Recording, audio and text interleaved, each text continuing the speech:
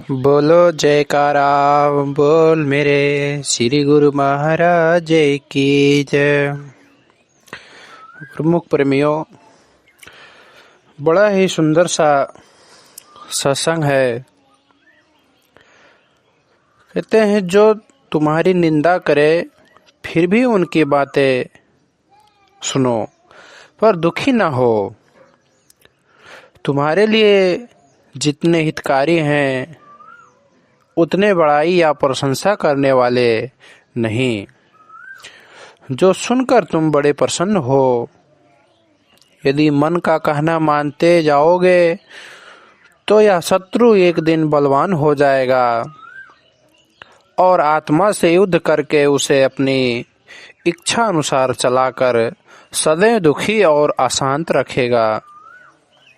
इसलिए पहले ही संभव अपने में ऐसे संस्कार ही न डालो कि पराधीन बनना पड़े। स्वतंत्र जीवन व्यतीत करने में ही मजा है। ऐ जीव, सदैव क्षमा मांग। देखता नहीं कि कल जिनका हुक्म चलता था आज उन्हें कोई पूछता भी नहीं है। फिर तुम आज की दशा पर क्यों मान करते हो? प्रशंसा के योग्य तो एक मालिक की ही है जिससे सबको प्रशंसा प्राप्त होती है। उनको भुलाकर कोई अपना बड़ाई करने लग जाए तो मन के अधीन होकर अत्यधिक दुखी होगा। इसलिए संभल संभल कर चल और पग पग पर मालिक का आश्रय ले। जिस मनुष्य ने सद्गुरु और उनके दिए मंत्र को विस्मृत किया, वह स्वप्न में भी सच्ची प्रसन्नता का मोह नहीं देख सकेगा। संसारी लोग चाहे कितनी उसकी प्रशंसा करें, परंतु कष्टों के समय कोई भी सहयोग नहीं देगा। कितने बड़े परिवार वाला क्यों न हो, परंतु वहां अंत समय कोई दीपक जलाने वाला नहीं होगा। ऐ प्रभु, मैं आपका ही अंश हूँ और आप में ही लीन हूँ। आप ही मेरी आदि और आप ही अंत हैं। फिर भी यदि स्वयं को आपसे अलग समझ तो अधिक शत्रुता अपने लिए अन्य क्या होगी। यह निर्णय करना अत्यंत कठिन है कि मेरे अंदर जो विचार उठा है वह मन का है या आत्मा का। इसलिए हे प्रभु, मुझे अपने ख्यालों को परखने की शक्ति दो ताकि मैं मन के धोखे में न आऊं। हे दयावान प्रभु, मुझे सुमति प्रदान करिए। मैं सदैव ऐसा बोलूं जैसा आपको प्रिय लगे। जो आप चाहे वह अत्यंत प्रसन्नता से करूं। मान लो कि संसार के सब सुख भोग के पदार्थ तुम्हें उपलब्ध है और दिन रात भोग रहे हो। फिर तुमसे पूछे कि अशांति व तृप्ति हुई? यदि नहीं तो अशांति प्राप्त करने के लिए क्यों व्यर्थ समय नष्ट कर रहे हो? फिर तुम और प्रसन्न स्वयं से पूछो कि जो समय तुम्हारा सद्गुरु के सुमिरन में या ध्यान में व्यतीत होता है तो उस समय कितना आनंद प्राप्त होता है। जितनी अधिक सुरती नाम में तल्लीन होती है उतना अधिक आनंद उपलब्ध होता है। इससे यह प्रकट हुआ कि आनंद की खान सद्गुरु हैं। जितना उन्हें विस्मृत करोगे उतना ही आनंद में वंचित रहोगे। जितना जिन्हें नेह बढ़ाओगे उतनी अधिक आनंद की उपलब्धि होगी। अतः यह सतगुरु निश्चय कर जानो कि जहाँ सतगुरु आ जाएंगे वहाँ संसार के सभी पदार्थ स्वतः ही आ जाएगी। भक्ति मार्ग में यदि कोई दुख सहन करने पड़े तो मुख मोड़ने का विचार ना करो।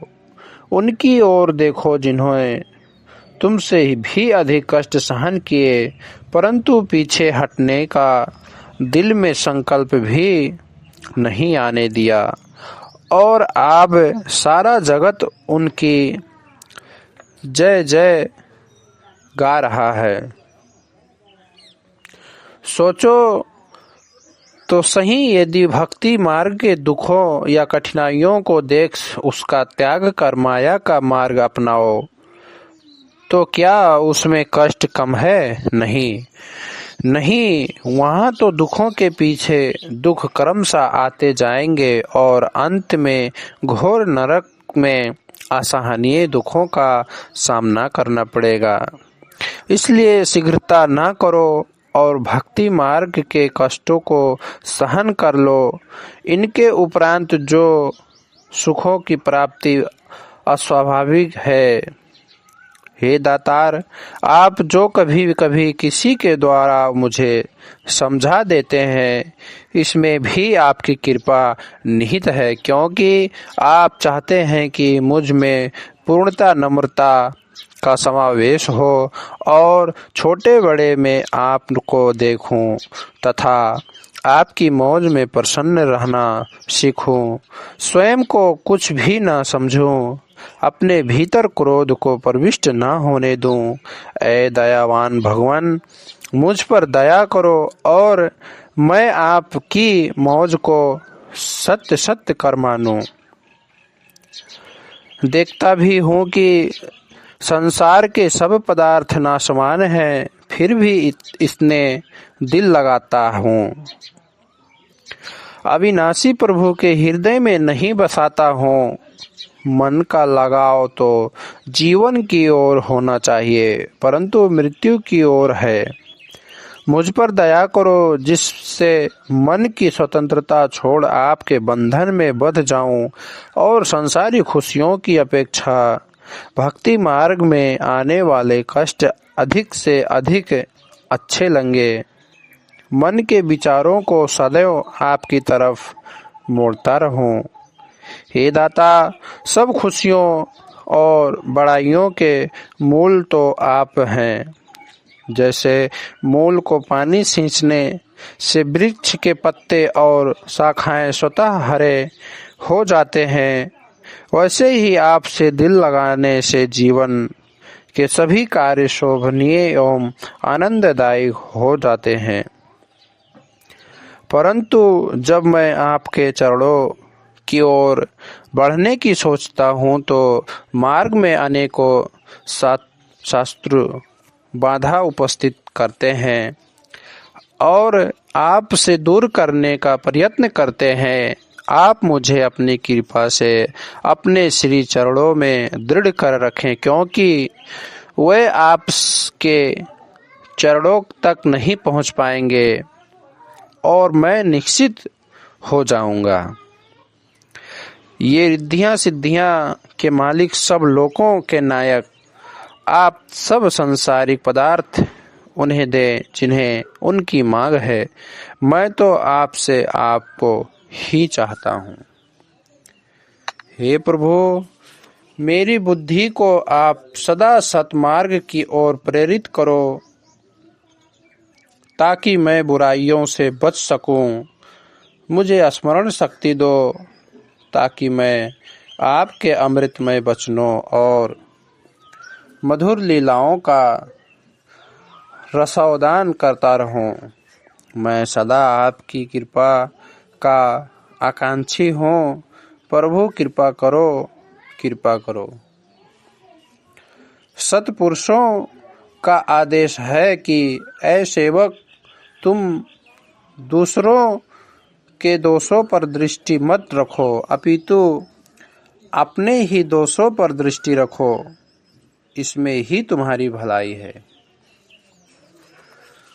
तुम जो कहो कि कोई भी कष्ट या परीक्षा मेरे सम्मुख कदापि न आए, यह बात तो जब तक शरीर है तब तक नहीं हो सकती। शेष जितना तुम्हें संतोष, प्रसन्नता और ध्यान की दृढ़ता होगी, उतना कष्ट तुम्हें कम अनुभव होगा और आनंद ही आनंद। सतगुरु दुख व कष्टों को सहन करने की शक्ति प्रदान करेंगे। सतगुरु की आज्ञा मानने से यदि हजारों लोग तुम्हारे विपरीत हो जाते हैं तो तुम निश्चिंत होकर आज्ञा मानो। हजारों लोग तुम्हारा कुछ भी नहीं बिगाड़ सकेंगे। आज्ञा तुम्हारी रक्षा करेगी। यदि आज्ञा टालने से हजारों लोग प्रसन्न होते हैं तो भी आज्ञा न टालो, क्योंकि लोग तुम्हें सच्चा सुख नहीं दे सकते। आज्ञा तुम्हें अमर सुख और अमर पदवी देगी। जो सेवक सतगुरु की आज्ञा को सत्य सत्य कर मान लेता है, चाहे वह उनके मन के प्रतिकूल ही हो, वह सेवक सतगुरु की प्रसन्नता प्राप्त कर लेता है, जो कि इस जीव का संसार सारा धन है। बोलो जयकारा बोल मेरे श्री गुरु महाराज जी की जय।